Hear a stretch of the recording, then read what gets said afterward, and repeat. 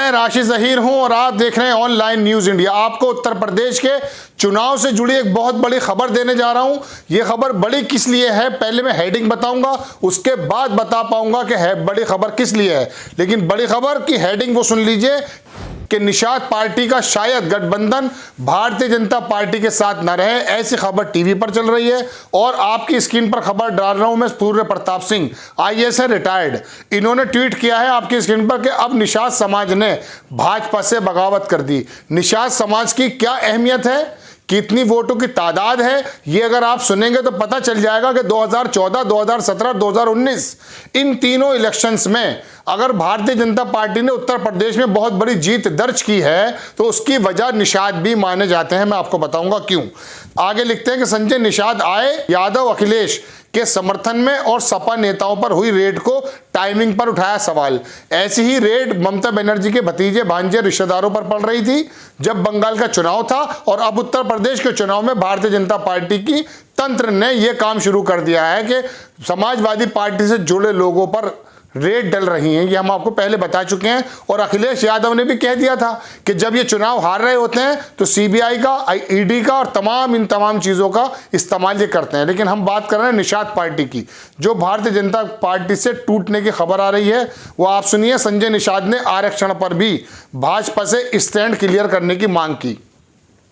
गठबंधन में दरार आ चुकी है, एक पाया और खिसका तो संख्या 100 के नीचे आ जाएगी, ये कहना है सूर्य प्रताप सिंह आईएएस रिटायर्ड का। ये अक्सर सरकार के और पहले भी कई सरकारों के खिलाफ अपनी बात को कहते आए हैं। आपकी स्क्रीन पर एक मैं टीवी की खबर दिखाऊंगा कि सपा नेताओं पर आईटी रेड की टाइमिंग गलत। संजय निषाद पार्टी के सर्वे सर्वा कहते हैं कि ये जो इन्होंने आईडी की रेड डाली है इसकी टाइमिंग बहुत गलत है। दूसरी जगह लिखते हैं टीवी 9 की स्क्रीन कि अगर कुछ गलत था तो पहले कार्रवाई क्यों नहीं की संजय।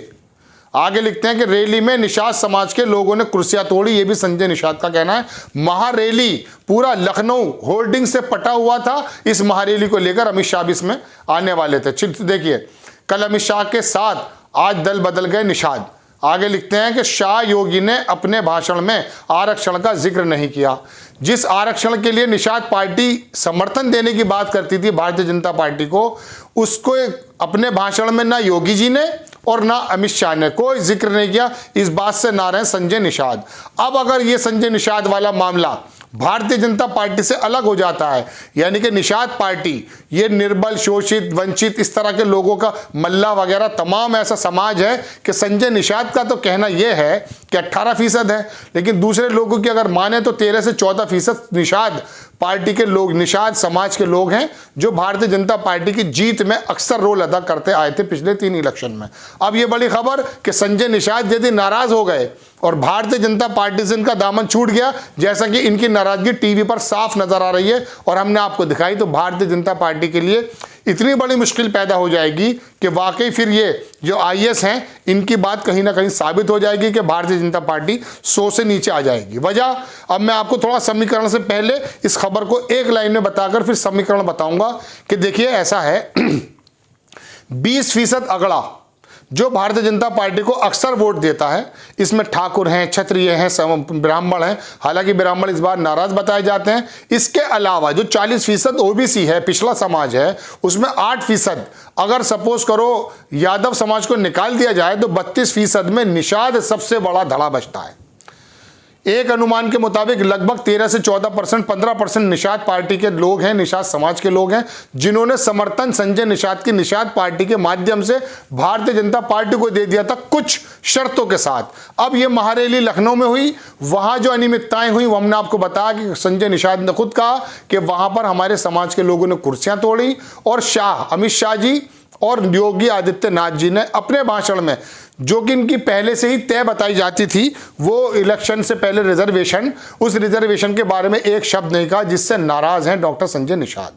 अब अगर ये अखिलेश के समर्थन में आ जाते हैं तो अखिलेश समाजवादी पार्टी पहले भी 30, 32, 35% के करीब, जैसा कि सर्वे बताते हैं, वो आ रहे हैं। अगर ये समाज मिल जाता, जाके जैसा कि उनकी कोशिश है कि ओबीसी समाज का मुलायम सिंह के टाइम से और काशीराम के टाइम से जो मिला करता था समर्थन, अगर वो मिल गया तो भारतीय जनता पार्टी की सरकार चली जाएगी, गिर जाएगी, गिरने से दोबारा नहीं आएगी और समाजवादी पार्टी की सरकार आराम से बन जाएगी। तो भारतीय जनता पार्टी के मद्देनजर और चुनाव के मद्देनजर इतनी बड़ी खबर है कि अगर निषाद पार्टी का गठबंधन भारतीय जनता पार्टी से, जैसा कि कहते हैं कि नाराज हैं, हट जाता है तो भारतीय जनता पार्टी के लिए मुश्किलें इतनी बढ़ जाएंगी कि जो 15, 20, 25, 22 साल में इनकी दोबारा सरकार आई थी, शायद इनको सरकार देखने का दोबारा मौका ना मिले। तो लखनऊ से बहुत बड़ी खबर, महारैली हुई थी, निषाद समाज के लोग जुड़े थे, इसमें तमाम शोषित वंचित जितने भी लोग, मल्ला, ये मछुआरे वगैरह सब होते, सब इकट्ठे होने के बाद अपनी ताकत बताई। लेकिन वो जो वादे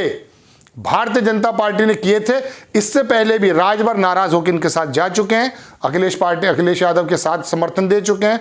और अगर डॉक्टर निषाद की बात नहीं बन पाती है और यदि निषाद समाजवादी पार्टी के साथ आ जाता है और भारतीय जनता पार्टी को छोड़ जाता है, तो वो जो कहा जा रहा है कि रिपीट हो जाएगी बाबा की सरकार, उसके अंदर शक के निशान नहीं, बिल्कुल 100% यकीन हो जाएगा कि शायद दोबारा से भारतीय जनता पार्टी ना आए।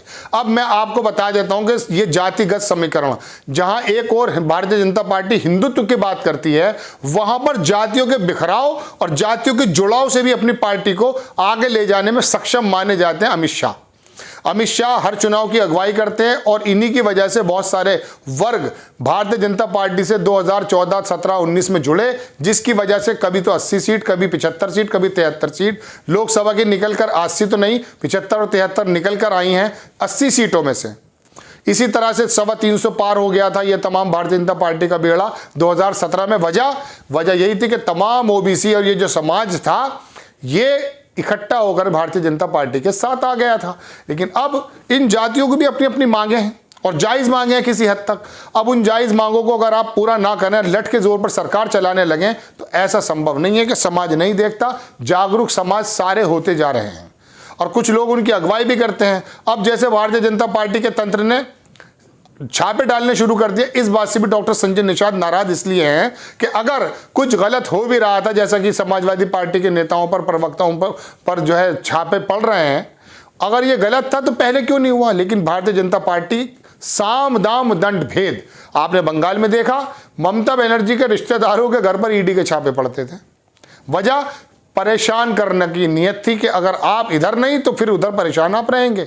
और ये इस्तेमाल जो तंत्र का होता है, सीबीआई हो, ईडी हो, कोई भी हमारा तंत्र हो, अगर ये इस्तेमाल इस तरह से होने लगेंगे कि सरकार इनको चुनावी अपने फायदे लेने के लिए नेताओं को डरा धमकाने का काम करेंगे, तो डिक्टेटरशिप और लोकतंत्र में फिर फर्क क्या रह जाता है।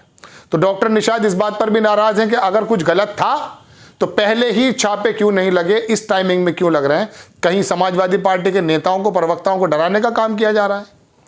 लेकिन ये जो भी बड़ी खबर है, हम आपको बताना चाहते थे कि निषाद पार्टी शायद भारतीय जनता पार्टी से हट चुकी, जैसा कि नाराज दिखाई दे रहे हैं डॉक्टर संजय निषाद। और इसके जो परिणाम है वो मैं आपको बता चुका कि यदि निषाद समाज भारतीय जनता पार्टी से हट जाता तो दोबारा भारतीय जनता पार्टी की सरकार आने में मुश्किल साफ नजर आएगी। आपको खबर कैसी लगी, अपनी राय कमेंट्स बॉक्स में जरूर दीजिए। चैनल को सब्सक्राइब कीजिए, शेयर कीजिए। नेक्स्ट टाइम फिर किसी राजनीतिक अच्छी खबर के साथ मैं आ जाता हूं, तब तक के लिए जय हिंद। चैनल को सब्सक्राइब करें और घंटी जरूर दबाएं।